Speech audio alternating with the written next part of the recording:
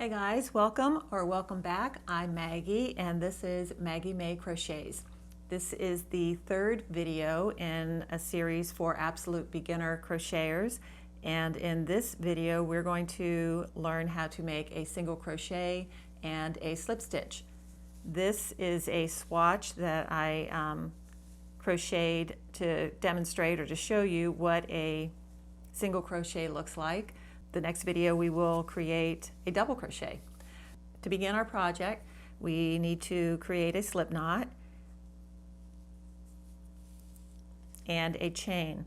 Now in video 1 we talked about how to hold your hook, how to hold the yarn, and create a slip knot. The second video we learned how to create a chain. So if those are not familiar to you, you might want to go back and look at video 1 and 2.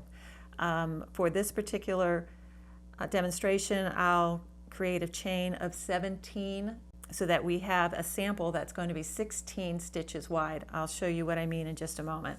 So I'll count my chains. 1, 2, 3, 4, 5, 14, 15, 16, and 17. Okay, I'm making them rather loosely. Number one, I want you to be able to see the stitches that I'm creating, and another reason that you create your foundation chain loosely is because all of our stitches are going to be created in this chain. So I told you that our work was going to be 16 stitches wide, but I created 17 chains. That's because one of these chains, the one next to my hook, will be considered our turning chain. And that's a term that we'll hear a lot as we move along. Each time you create another row, you have to have a turning chain or chains. So I want to show you too how to count your chains. If you are creating a pretty long foundation, you may lose track of your count. So to count your chains, if you take a look, they look like V's. So each V is a chain. Now I want to point out again that the slip knot that you created at the very end does not count, and the yarn that is, or the loop that is on your hook, doesn't count. So our first chain would be right here next to the hook. Okie doke, so we're going to start our first single crochet, and to do that we go into the second chain from the hook. So this is the yarn that's on the hook, we don't count that. This is the first chain and we're going into our second chain.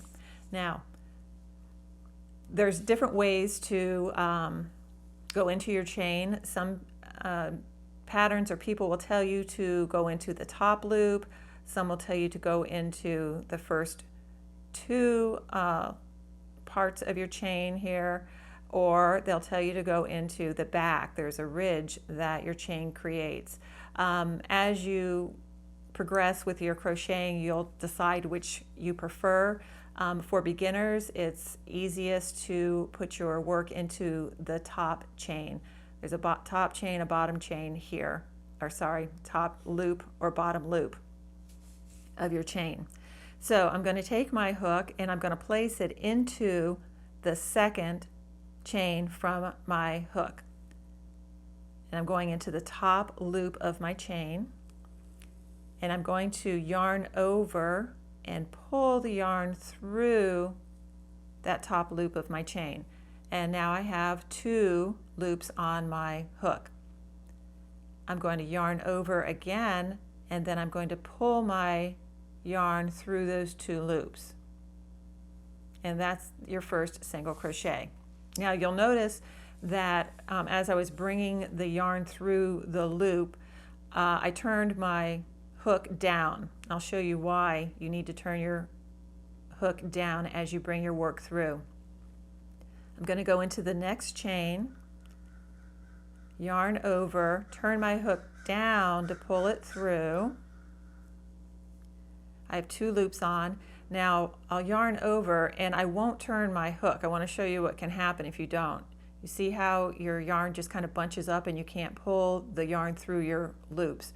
So you turn it over so that the hook is facing down, and then it slides through nicely.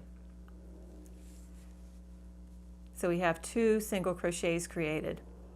Now, a lot of new crocheters have a hard time determining where to put the hook. Like, have I created a single crochet in this chain or not? I'll show you how you can tell. You'll see that I have these vertical stitches here, and when I pull my hook, you can see that it's pulling up and creating this hole here. This is what I just created my single crochet in, so I need to go to the next chain for the next stitch, and I'm going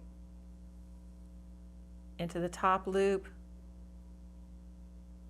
yarning over, pulling that yarn through.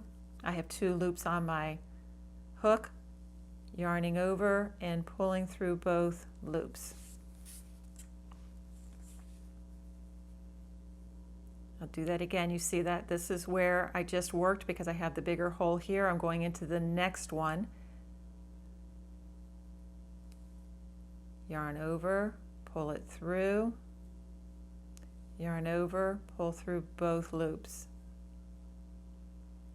My hook goes into the top loop of my chain, yarn over, pulling it through, yarn over, pulling through both loops.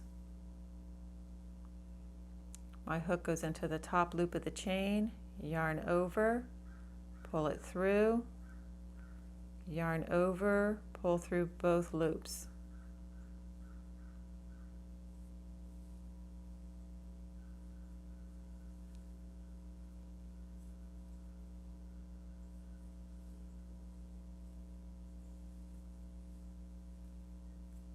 So I'm coming to the end of my first row of single crochets.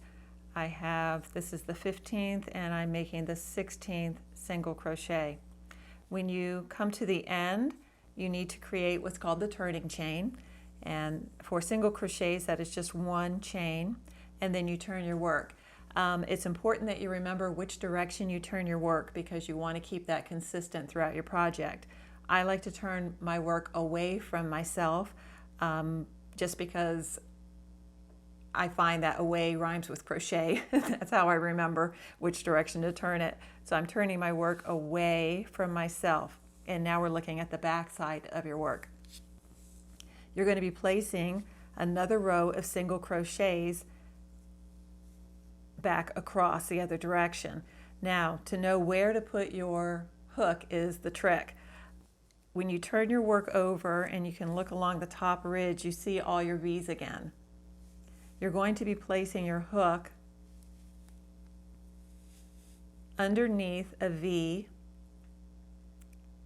and you're going to put it underneath both the front and the back loop of your V. The first stitch, in this case, is right here. I'm going to put my hook in, and you'll see that I have both loops of my V over my hook. I'm going to grab it by yarning over, pulling it through, yarning over, and coming through 2 loops, okay? When we created our first row, we only went through the top loop of our chain of the V, but now you see we have the V, and we're going to go through both loops of the V. Yarning over, pulling it through, and then through again.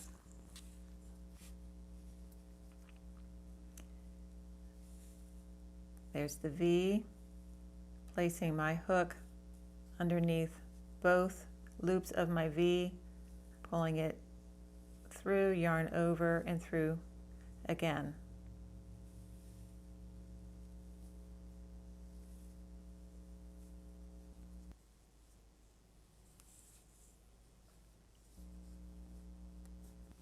Okay, I'm at the last one, the 16th one, making sure I go through both loops of my V,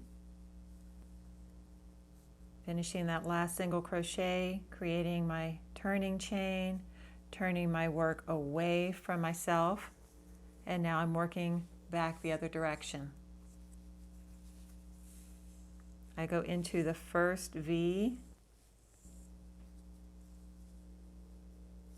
and just continue my work across.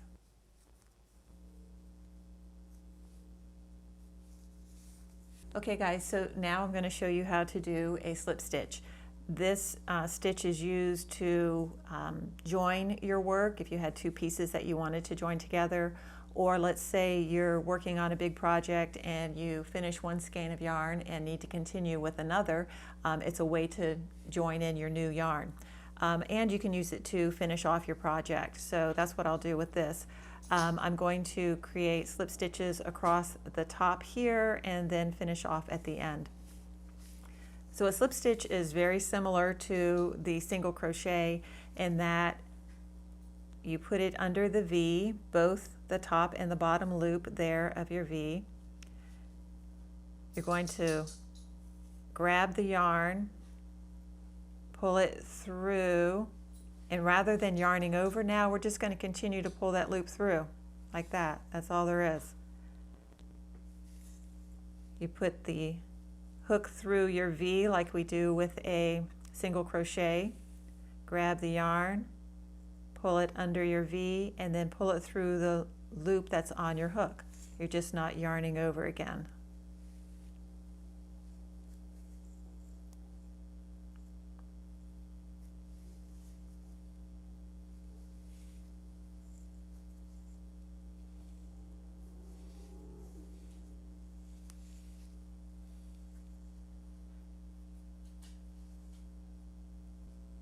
Okay, I'm coming towards the end here.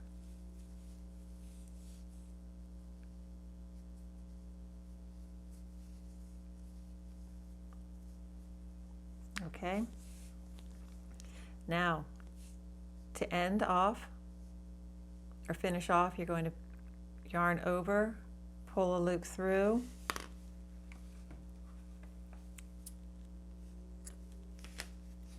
and cut your yarn, and then you just pull it through the end like that. Okay, that's all there is to it. The slip stitch created a nice little edge along the top, and we're all done. All right, the next video we will work on a double crochet. If you are interested in following along with us, please consider subscribing to my channel so that you'll be notified when the next video is available. Thanks for watching.